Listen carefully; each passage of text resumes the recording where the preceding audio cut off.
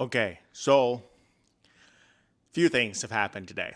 One, or this past week really, but today I had a video of my first time. Thought it could be interesting for me to record my first time using Claude because up until now I've only used OpenAI and Bolt because I wanted to get as deeply researched and experienced as possible with those tools before moving over to other ones.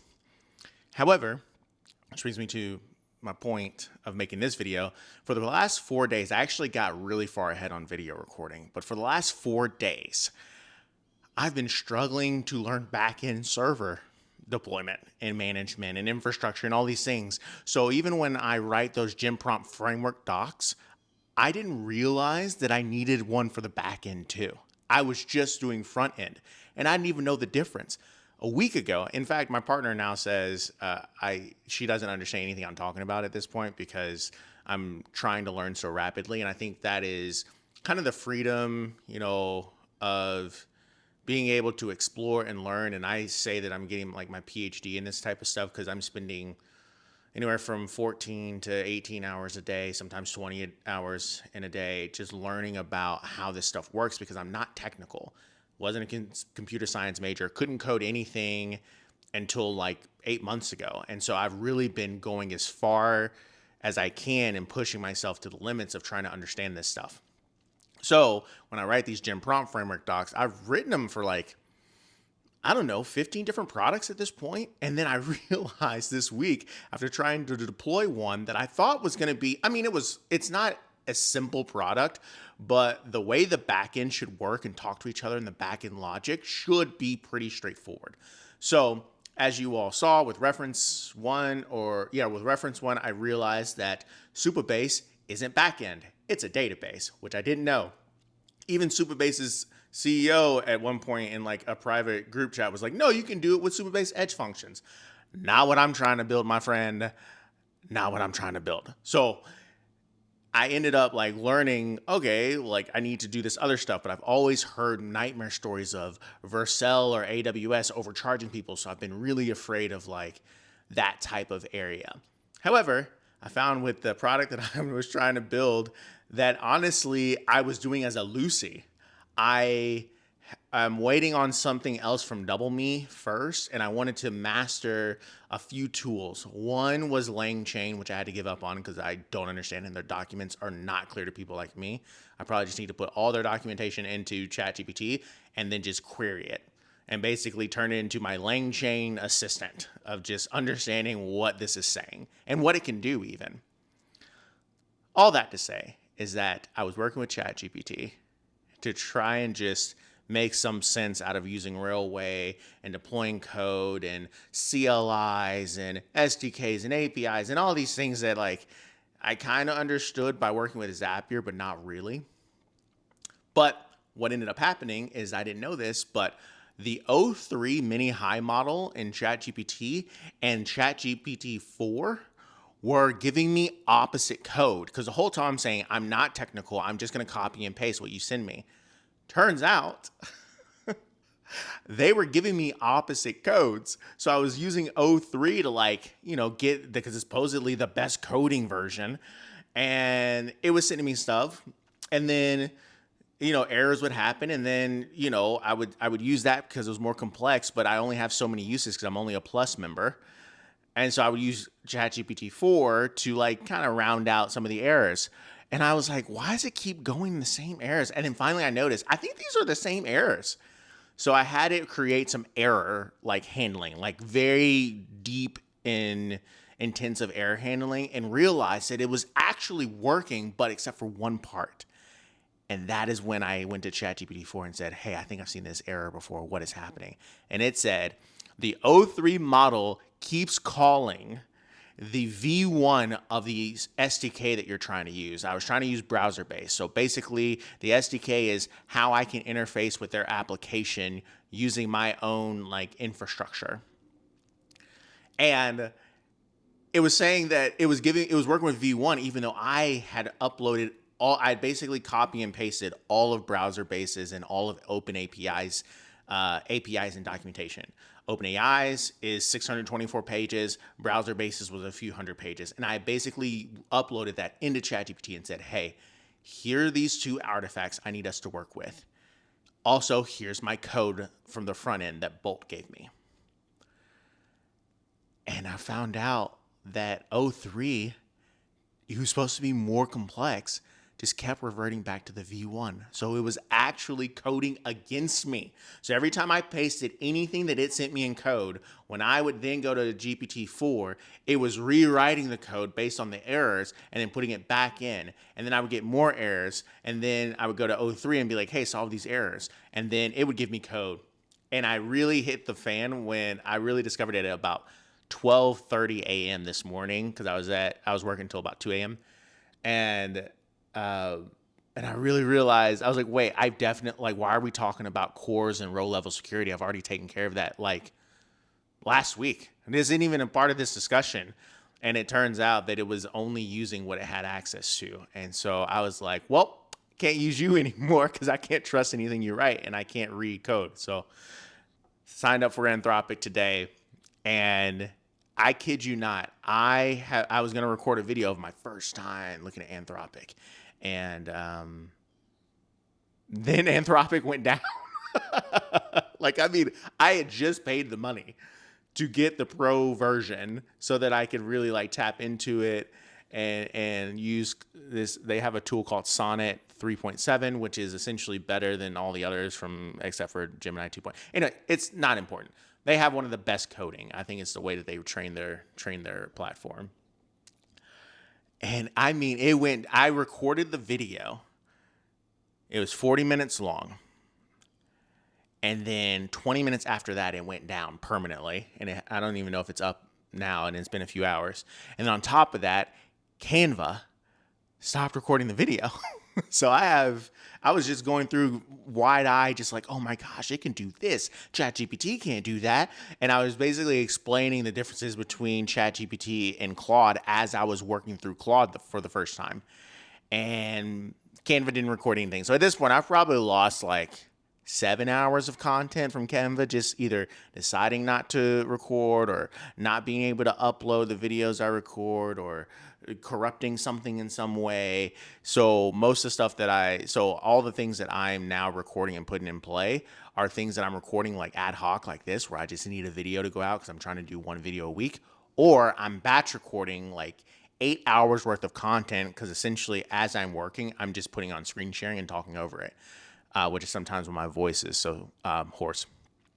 And so usually I would have like 10 days worth of content because I'm recording 8-hour days.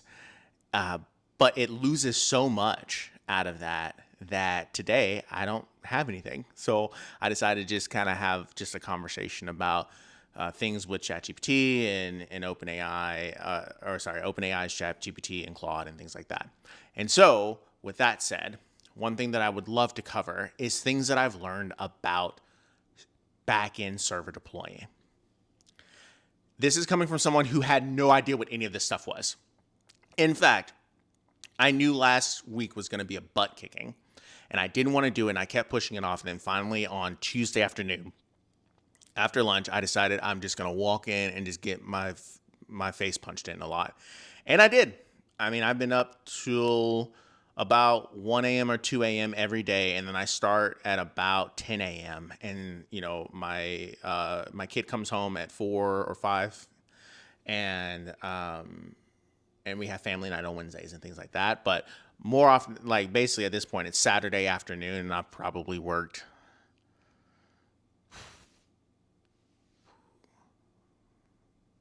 60 to 70 hours already, and then I'm going to work tonight till late, and then I'm going to work tomorrow in the afternoon because we don't have the kid.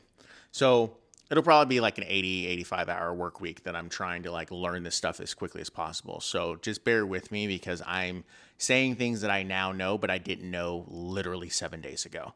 And so that said, I'm using Railway. It was supposed to be easy to learn. It is just as difficult as you can imagine as someone who doesn't know anything about backend, but the interface is easy to understand, like error logs and deployment error logs and build error logs, and making sure that your environment variables are in the right place, things like that. It's just really easy to understand when something's broken and how to fix it potentially. But on top of that, the what I have learned a lot is like if you depend on code to write for you, like if you're non-technical like me, it will be difficult and you got to just wade in through it, man. You just got to you have to. You have to just know that it's going to be a butt kicking. To the point where a lot of the things that I know that I need to implement, I probably won't because once this thing is deployed, I am not sure I'll want to rock the boat unless Claude is really great at deploying. That'll be different. If Claude is really great at deploying, then that's cool. Because one thing, for instance, I was working with browser base this whole time, and in my env file, which is your secret security API files, I had the browser base API key. Thought it was fine. ChatGPT never called it out, ever. Not one time called out what was in there. Claude took one look at it and was like, "You need your project key in there." And I thought it was just the API key I needed. It was like, "No, you need the project ID as well." And I thought, okay, like already you pointed out something that ChatGPT did not know, even though I fed it the documentation. So if you're depending on code, just understand, or on these agentic coding platforms, just understand it's going to be a slugfest, and you're going to get punched a lot. You're not going to hit anything, but you're going to get hit a lot till the very end. Then you might get a haymaker, which is your project is deployed and you get customers that might pay you. And so that is one thing that I now know is like anything that I want to deploy back in, I got to really want this product out in the world, or I got to figure out a better way to level up how I am using the APIs and the agentic coding platforms together to make it so that deployments are a lot easier, or maybe even build a back-end deployment tool that'll help me really wrap my brain around what I'm trying to build. By the way, I'm working on a couple of products that will help people do back-end deployment a little easier. Based off of my experiences last week, it's been just awful. And I know a lot of people are probably they don't have 70 hours to beat their head against the wall while they're trying to learn how this stuff works. And I still haven't figured it out, by the way. So that's been tough. The last thing that I'll also comment on is there's going to be a lot of shiny object syndrome going around as you start looking at different tools, different platforms, different code. But I will say, I plugged in the conversation I had. I basically copy and pasted into a Google Doc and then exported as a PDF of the entire chat conversation I had. It was like 11,000 lines, I've had 3 now with ChatGPT because I start a new one every day. And this last one was 11,000 lines of code. I put it into Claude and said, "This is what happened. What happened?"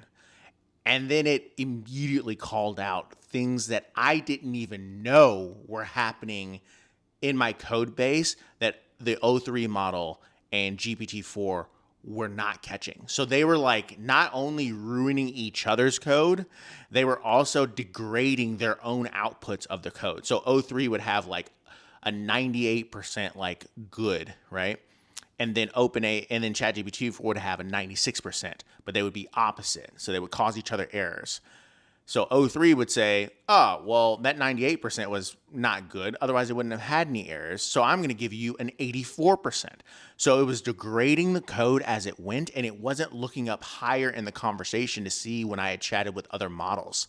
So essentially, it was coding blind. And I was like, isn't that the whole point, that you can read up the chat list? So just understand that you have to probably use more than one coding option.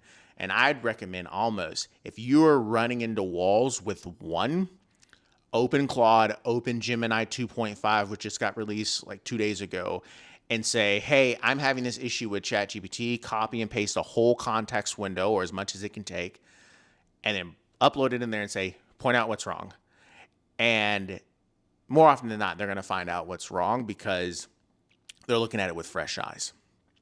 And I think probably they code their back end to be like, "Hey, if you get a conversation from a rival chat AI app, like tear it to pieces. So those are the things that I'd really recommend. And the things that I've learned has been insane. I can't believe if you are in this stuff wading through it, how much you learn. Like I was doing something and I was reading before I got on the Claude, I was reading just the documentation of how it works and some stuff like that.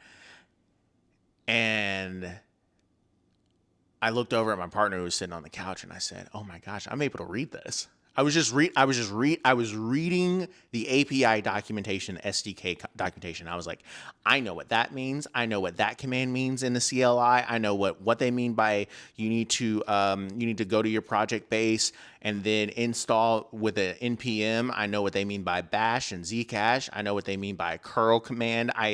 And that all comes from sitting in the mud, getting my face punched in this last week over the last like 60 to 70 hours. And so this is another just like encouragement that you all are on the right path. Just keep working on it. See ya.